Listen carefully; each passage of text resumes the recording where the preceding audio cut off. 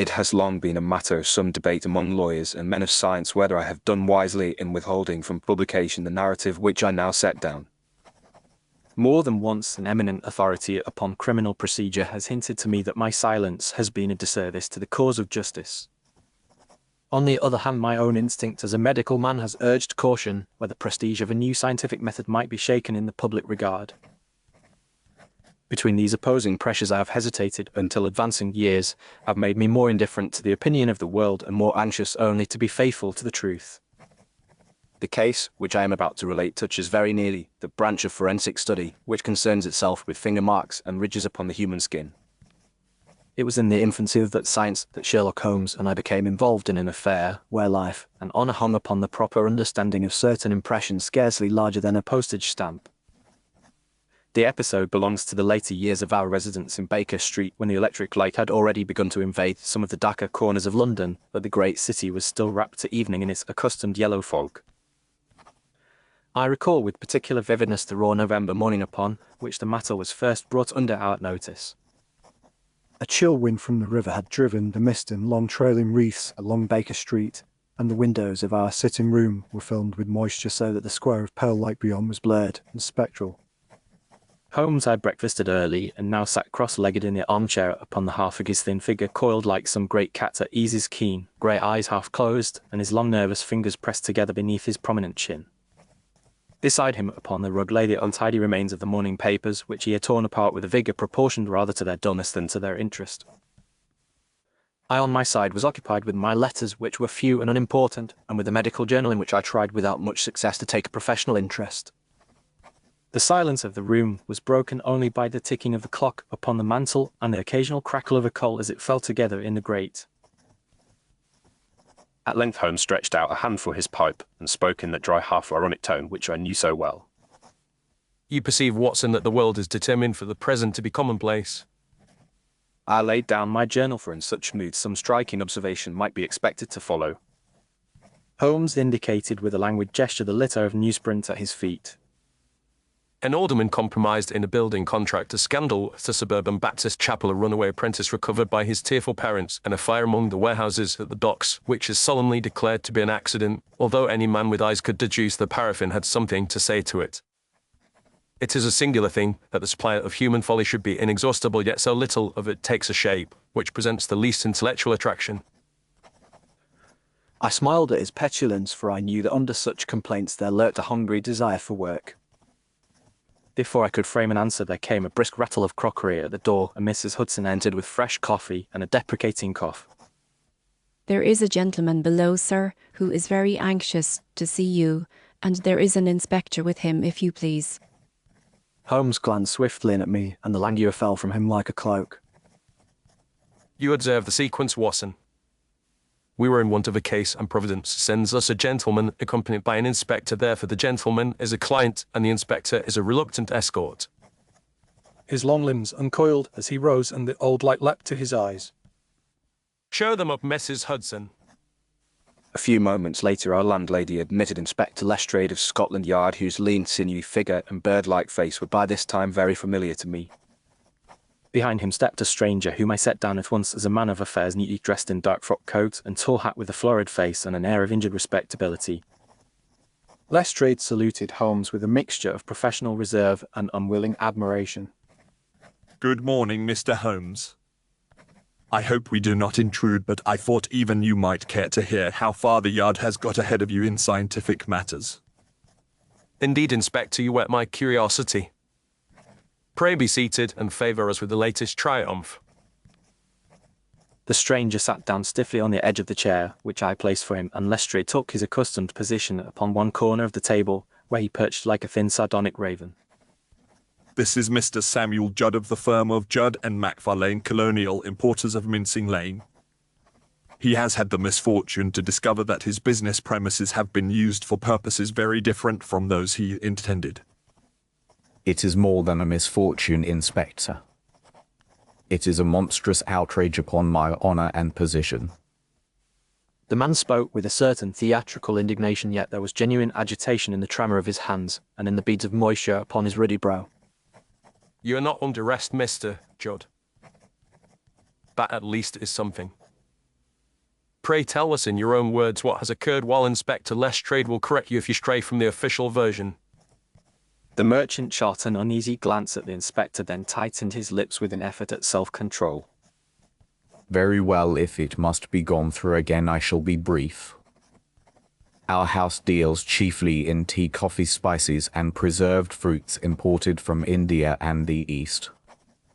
For some time past there have been rumors at the customs that certain colonial firms were acting as cover for smugglers of opium and spirits. We have been above suspicion, I need not say, until a cursed accident has linked our name with the thing. Holmes bent forward, his expression one of polite attention, yet I could see that no shade of tone or gesture escaped him. A fortnight ago a consignment of cases arrived from Singapore, and among them 3 which the customs had marked for examination. They were permitted to pass under bond and were delivered in the ordinary way to our warehouse at the back of the shop. Yesterday the customs officers came down with a warrant and opened them in my presence and that of the police. Inside the outer cases they found false bottoms and secret compartments cunningly contrived and filled with tins of opium and bottles of untaxed brandy. The veins swelled on his temple as he recalled the scene. I give you my word, Mr. Holmes, that I saw those tins and bottles then for the first time.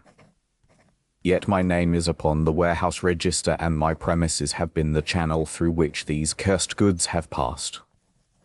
Your name is not the only thing upon the record, Mr. Judd. We have something a trifle more precise than names upon paper this time. Ah yes, Lestrade, you hinted at some remarkable piece of evidence. Pray enlighten us. We have the man as good as hand upon his own skin, Mr. Holmes. You have heard of the new method by which we can identify a criminal from the markings upon his fingers. Holmes flicked a questioning glance at me, and I nodded, for I had read of certain experiments in India and at the Yard, but had given them little heed.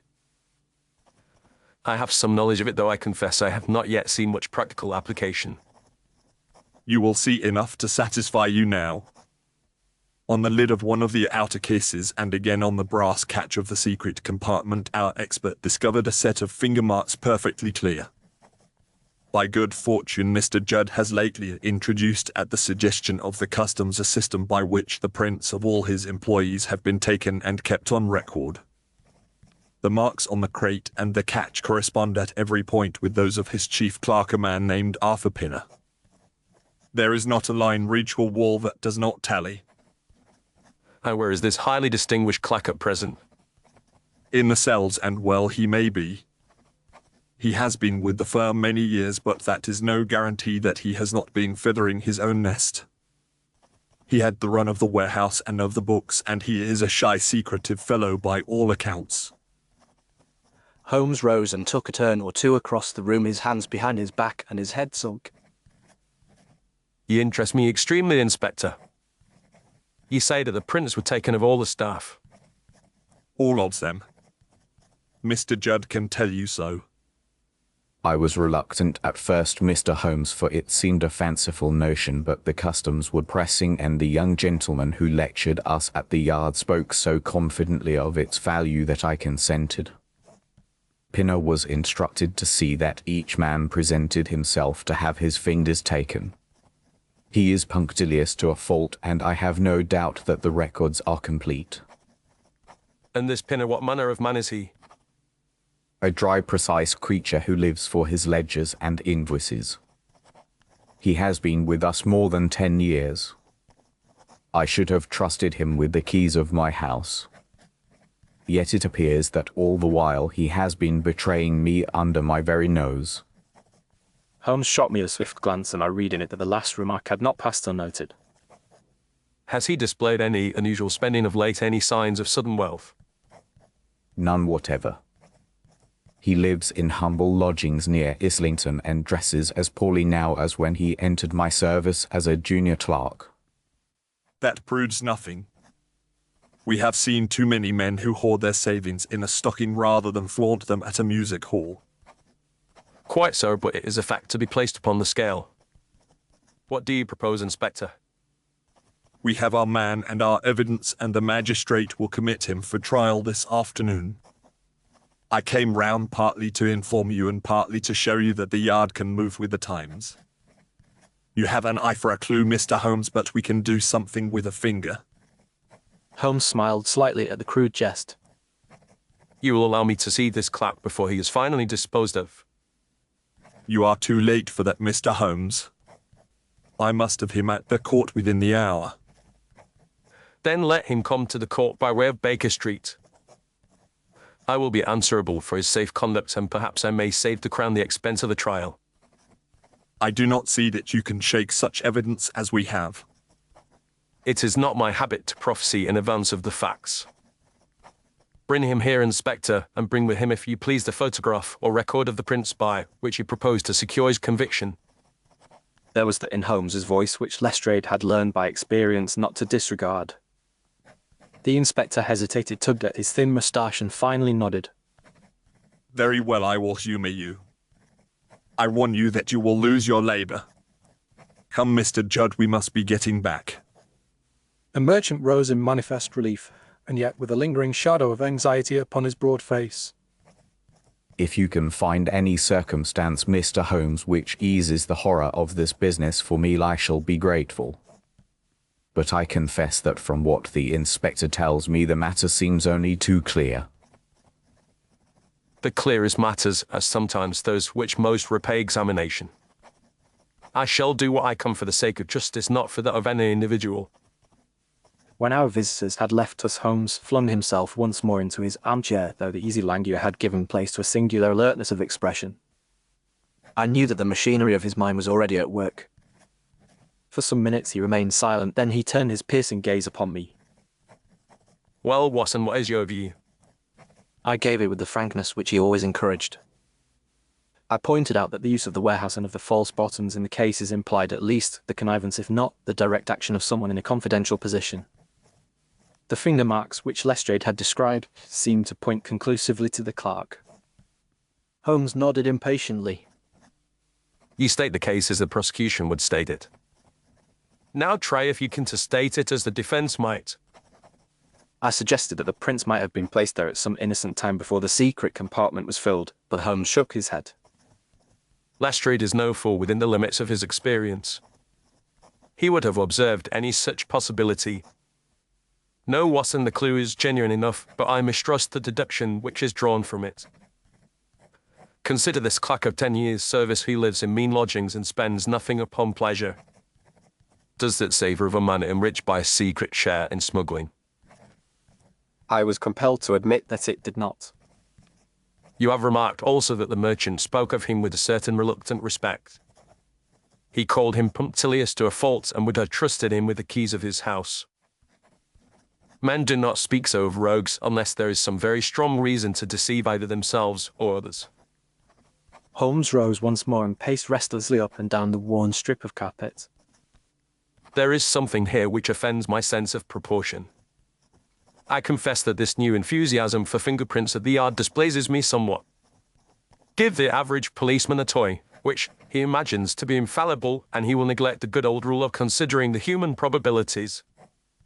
Before I could answer, there came the sound of wheels in the street, and shortly afterwards Mrs. Hudson ushered in Lestrade, accompanied by a constable and a thin pale man in a frayed black coat, whose wrists were loosely linked by a chain. The prisoner cast one swift, frightened glance round the room, then his eyes rested upon Holmes with a look in which hope and despair seemed strangely mingled. This is Arthur Pinner. You have 10 minutes, Mr. Holmes, and no more.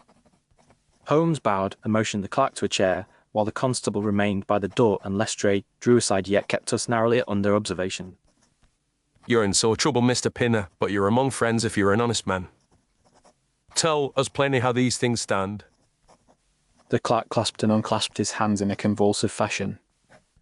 His face was colourless save for the red rims of his eyes and the ink stains upon his fingers. I swear to you, sir, that I am as innocent as a child. I know nothing of the opium or the spirits or of any secret compartment. My life has been spent between the high stool in the counting house and my little room in Islington. I have never had money enough to traffic with rogues if I had the desire, which I have not.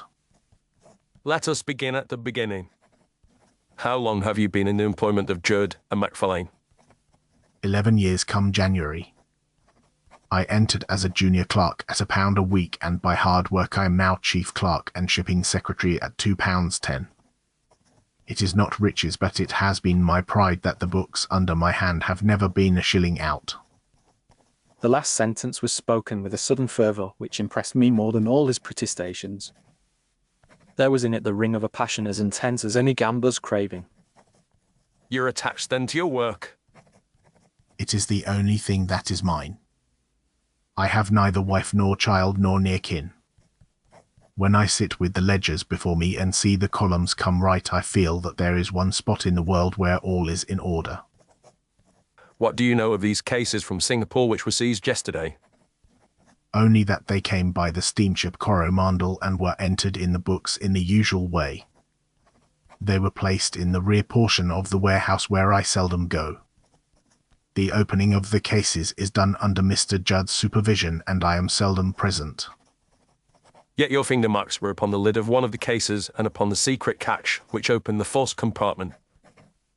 So they tell me, but I cannot understand it. I have never to my knowledge touched such a case. The miserable man passed his hand over his forehead as if to brush away some oppressive thought. You have not at any time helped to carry or move the cases. I am no labourer, sir. My duties lie at the desk and at the front counter. You have, however, taken the prints of the staff by order of your employer. Yes, sir. A gentleman from the yard gave us a lecture on the subject, and Mr. Judd said that we must be in the fashion.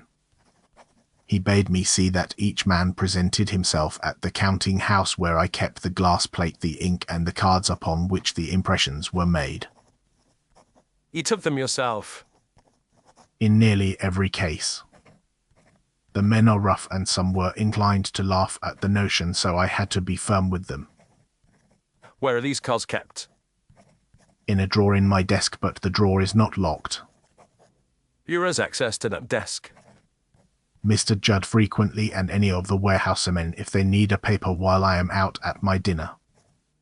Have Mr. Judd ever shown any special interest in the prints?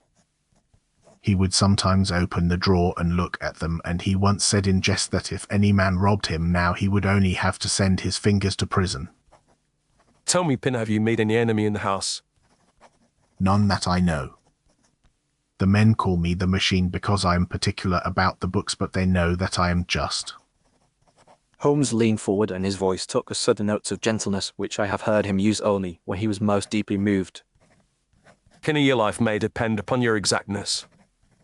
Think carefully whether there is any single incident in the last few weeks which seems strange to you, however trivial. There is only one thing, sir, which returns to me now that I sit here. It was one evening last week when I had stayed late to finish the foreign ledger.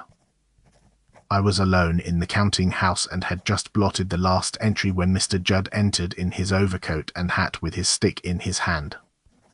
He seemed surprised to see me still at work, and he said that I was over-conscientious and should not burn the candle at both ends. He came round behind my stool and laid his hand upon my shoulder in quite a friendly way, which is not usual with him. He then took up some of the print cards which lay upon the desk and joked about the smudged ones, saying that some of the men would leave their marks in jail before long. I remember that his hand slid over mine for a moment while I was putting the cards back into the drawer, but I thought nothing of it at the time. You do not recall that he took anything from the desk? I am sure that he did not. My mind was on my column, and when I looked again he was standing by the door with his stick and gloves. Holmes shot me a swift, keen glance, and I saw that some chord in his mind had been struck. Thank you, Pinner. One last question. How were you arrested? This morning as I came to the shop. Mr. Judd was standing in the doorway with Inspector Lestrade and 2 constables. He said that he was deeply grieved, but that duty left him no choice. I could not speak for the horror of it, and the whole street was looking on. The poor wretch bowed his head upon his chest, and for a moment his frame was shaken by a soundless sob. You have been very clear. I shall do what can be done. You may rely upon me to neglect no point which bears upon your innocence. Your time is up, Mr. Holmes. We must be moving. The constable touched the clerk upon the arm, and he rose with a mechanical obedience, which went to my heart. As he passed the chair where Holmes was standing, my friend laid a hand for an instant upon his sleeve. Courage, Penner. The column may still come right. The ghost of a wan smile flitted across the drawn features, and then he was gone. When the door had closed, Holmes turned to Lestrade with an air of brisk decision. Inspector, I shall accompany you to Mincing Lane and afterwards to the magistrate's court. I would also ask the favour that you bring with you the particular crate from which the opium was taken, or at least the lid and the brass catch upon which the prints were found. And the record cards as well, I suppose. Precisely. You are an obstinate man, Mr. Holmes, and it will be a satisfaction to me to see you beaten by your own obstinacy. You shall have all you ask. Within half an hour, we were jolting through the damp streets in a cab with Lestrade opposite us, his thin lips compressed and his eyes full of professional scepticism. Holmes sat with his chin upon his breast and his eyes vacant, while the rain beat against the windows and the endless procession of grey facades swept past. At length, the cab drew up in a narrow thoroughfare off Mincing Lane, and we alighted before a house whose plate-glass windows displayed tea caddies, coffee tins, and jars of Eastern preserves. Over the door was a sober legend announcing Judd and McFarlane Colonial Importers. We passed through the shop, where a couple of clerks glanced curiously at the police, and thence along a passage to the warehouse at the rear, where a number of cases lay stacked amid a litter of straw and cordage. There you are, Mr. Holmes. That is the case in question, and here is the lid and the precious catch for which you are so anxious. The crate stood apart from the others, its boards already levered away, and its contents removed save for some loose straw. Upon a trestle nearby lay the detached lid, and a little brass fastening, which had secured the false compartment. A sallow young man with spectacles, whom Lestrade introduced as the fingerprint expert of the yard, awaited us with an air of conscious importance. Holmes acknowledged the introduction with a curt nod And bent at once over the objects of interest. I watched him with professional curiosity, for I knew that his eye would detect some detail to which others were blind. He examined first the broad surface of the lid, upon which certain dark smudges were visible, and then the bright oval of the catch, where the impressions were smaller but singularly distinct. The expert produced from his portfolio certain photographs in which enlarged views of the prints were shown, and these Holmes scrutinized with absorbed attention. You will allow me to handle the objects themselves. The young man assented somewhat stiffly. Holmes took from his pocket a lens of unusual power, and with it explored every portion of the wood and metal. His nostrils dilated slightly as he leaned forward, and I knew by that sign that some discovery, however small, had rewarded his search. Very interesting. Most interesting. He straightened himself and turned to the expert. Pray be so good as to show me the record card of Mr. Arthur Pinner. The card was produced, and Holmes compared it minutely with the photographs and with the actual impressions upon lid and catch. The correspondence is exact. I could hardly wish for a more conclusive resemblance. You admit that, then? What is there left to prove? Nothing save the manner in which the impressions came there. Lestrade gave an impatient snort, but Holmes paid no heed. Where were the print cards kept? The expert pointed to a small counting desk which stood at one end of the warehouse. Holmes walked over to it, we following at his heels. The top of the desk bore the marks of long usage in the form of ink-stained scratches and abrasions. A shallow drawer pulled out at the side contained a glass plate and ink pad and a pile of cards, each bearing upon it a blurred or distinct tracery of a hand. You will oblige me by leaving the drawer exactly as it stood when the prints were taken. The young man reddened. It appeared that he had already disturbed the arrangement. With some difficulty he replaced the contents in their supposed order. Holmes looked on with that half-amused, half-pitying expression which he reserved for the well-meaning blunderer. Thank you. Dr. Watson, be so good as to note the edges of this glass plate. I obeyed, and saw that along one side of the plate there was a faint cloudy line as if from some substance which had partially adhered to it. Holmes passed his finger lightly along the edge and then glanced at it. Wax. A very delicate wax. He opened the drawer more widely and peered into its rearmost corner. Presently he drew forth a small discoloured envelope without any superscription. From this he shook a thin brittle film upon the palm of his hand.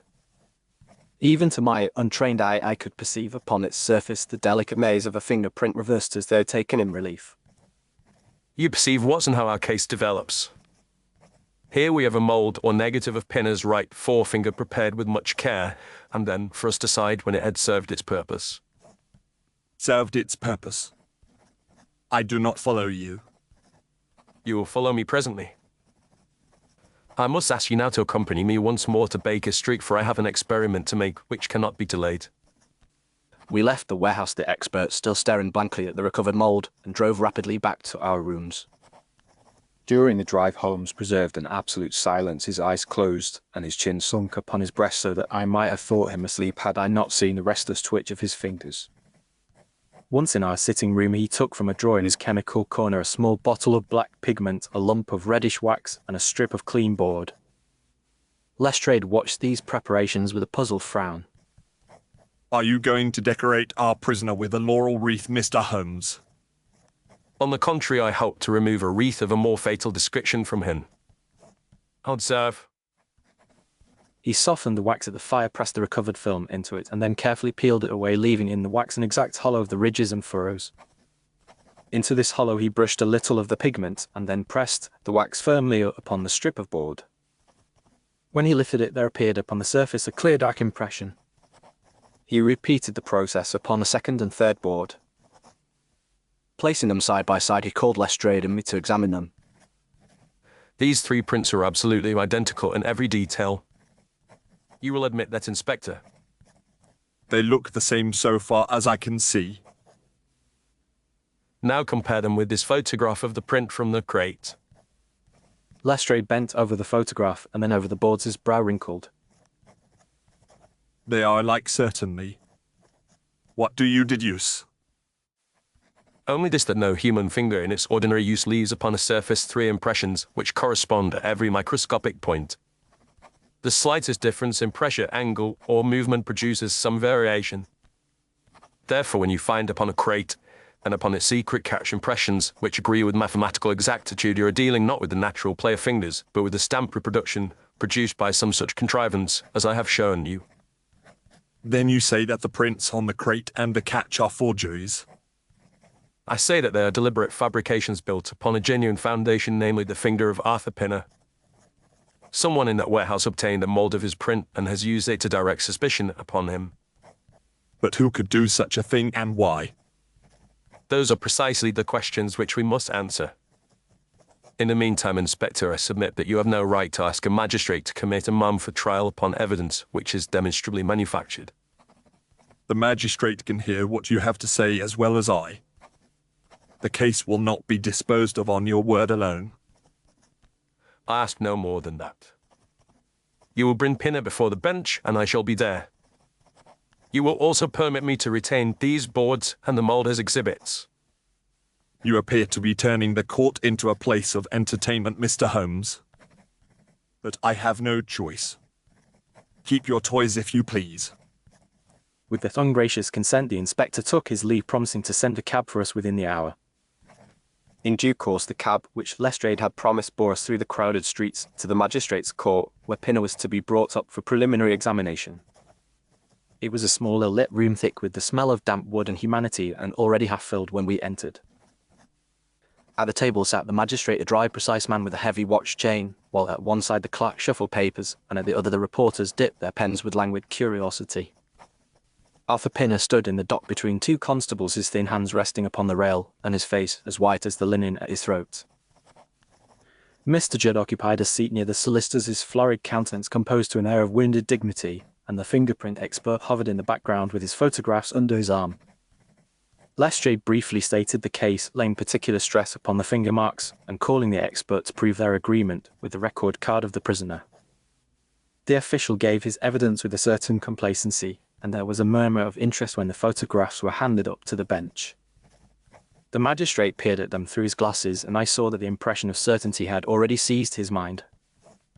At that moment Holmes, who had hitherto sat with his chin upon his breast and his eyelids drooping, rose quietly to his feet and requested permission to address the court. There was a little stir, for his name was not unknown even in those legal precincts, and the magistrate after a pause signified his assent. In a few clear sentences, Holmes explained that he appeared on behalf of the prisoner, and that with the court's leave he would show that the very evidence which seemed conclusive against him in truth pointed to another and very different conclusion. He produced the boards upon which he had stamped the reproduction of Pinner's print, and invited first the expert and then the magistrate to compare them with the photograph of the impression on the crate. I watched the face of the official as he did so, and saw his expression pass slowly from assurance to perplexity. Holmes then described in his cold, incisive manner the method by which a mould might be taken from a genuine finger and the impression thereafter reproduced at will upon any surface that would receive it. He pointed to the wax still clinging to the edges of the glass plate in Pinner's drawer and to the negative, which he had recovered from the forgotten envelope. Step by step he traced the scheme by which some person familiar with the office routine had made use of those materials to stamp Pinner's guilt upon the incriminating parts of the case. He showed how the clerk's peculiar devotion to his books and his habit of remaining late afforded an opportunity for the taking of the mould, and how the same circumstance made it unlikely in the last degree that he should have risked the position that was dearer to him than life by embarking upon a coarse trafficking with smugglers. As he proceeded, the murmur in the little court deepened into open astonishment, and even Lestrade, though he strove to preserve an official stolidity, could not conceal his discomfiture. When Holmes concluded, there was a brief silence, which was broken by the magistrate. In dry, measured terms, he stated that while he did not profess to follow every detail of the scientific explanation, he was satisfied that the evidence before him was insufficient to justify the committal of the prisoner. He discharged Arthur Pinner forthwith, and remarked with some severity that in his opinion the matter demanded further inquiry in a quarter which had hitherto escaped attention. His glance, as he spoke, rested very directly upon the figure of Samuel Judd. I saw the merchant's ruddy face turn a shade paler, and his hand clutch for an instant at the arm of his chair. Nothing more, however, was said in open court, and the case was formally dismissed. As we passed out through the corridor, Pinner turned towards Holmes with a look in which gratitude and amazement struggled for mastery, but the constable at his elbow hurried him on before he could speak. Holmes laid a finger for an instant upon my sleeve, and I knew that he wished me to remain silent. That evening, as we sat once more before our own fire, with a glass of claret between us and the fog pressing thickly against the window panes, our door opened and Arthur Pinner was shown into the room. He was more composed than I had expected, yet there was still a tremor in his voice as he addressed my companion. I have ventured to intrude upon you, sir, because I could not rest until I had thanked you with my own lips for what you did this morning. I owe you my life, and more than my life, for without my work I should be a broken man. You owe me nothing but your candour. If you're indeed the man I believe you to be, you will resume your books as if his shadow had never passed across them. I should gladly do so, but I fear that Mr. Judd will hardly receive me again now that my name has been dragged into a public court. I do not think that you will return to Judd and MacFarlane. It is possible that the authorities may have something to say to Mr. Judd before many days have passed. Pinner stared at him in bewilderment. Then what is to become of me? There are other ledgers in the world besides those of Mincing Lane. A certain philanthropic society with which I have some acquaintance has long been in need of a secretary who will treat its accounts as something more than a formal duty. If you are willing to accept a modest salary and the consciousness of honest labour in a good cause, I think that I can promise you occupation as long as your health and diligence endure. The poor clerk's eyes filled suddenly with tears, which he strove manfully to repress. If such a thing should indeed come to pass, sir, I should regard it as more than a reward for any virtue that I possess. It is less a reward than a recognition of the peculiar turn of your mind. You are one of those in whom order itself is a passion, and for such there is useful work in the world if only one looks for it in the proper quarter. After some further talk in which the details were arranged, Pinner took his leave with a humility which was not without dignity, and we heard his step pass slowly down the stair and out into the street. You perceive, Watson, that it was not science alone which saved him, but character. It was the quality of this man's obsession with order that stood between him and the gallows. I smiled, for the phrase was so characteristic of him, and I knew that in his heart he valued steadfastness of soul no less highly than keenness of brain. When we were once more alone, Holmes threw himself into his chair, and for some little time the only sound in the room was the crackle of the fire. At last he spoke. You see, Watson, how dangerous a new toy may be in clumsy hands. You refer to the fingerprint method. I refer to the habit of mind which fastens upon a single form of evidence and ignores the totality of human circumstance. I do not deny that the markings upon a man's skin may afford valuable indications. Used with discretion and in concert with other data, they may be of great service. But the moment men begin to talk of infallibility, we stand upon the edge of a precipice. You have shown that it can be turned to criminal account. Precisely. Give a scoundrel a device which honest folk are taught to regard as beyond question, and you arm him with a weapon far more terrible than any knife. He has but to learn the trick of the thing, and he may stamp his enemy to the gallows as easily as he stamps an address upon a parcel. Yet surely such an abuse will be rare. Perhaps. Yet the possibility exists, and therefore it is the more needful that the public should understand that even this much vaunted science is but an instrument to be weighed like all others. It is not a God to whom reason must bow. I could not but feel as I listened that there were many in the world who would profit by such a lesson. That night before I slept, I sat for some time at my desk with my pen in my hand, doubting whether I should add this adventure to those which I had already chronicled. There were strong arguments on either side. In the end, I replaced the unfinished pages in the dispatch box which holds those records of my association with Sherlock Holmes that are yet unpublished, and for many years they lay untouched. Only now, when other hands than mine have developed the science of fingerprints to a degree undreamed of in those early days, and when new generations have forgotten the infancy of the method, do I feel at liberty to tell how once it came perilously near to hanging an innocent man. Thus it was that the adventure of the obsessive Clerk remained an untold case until the passage of time mellowed its significance. If in the telling I have thrown some light upon the temper and method of my remarkable friend, I shall be content. And now, my dear listener, I must for a few moments lay aside the modest veil which I have hitherto kept between us.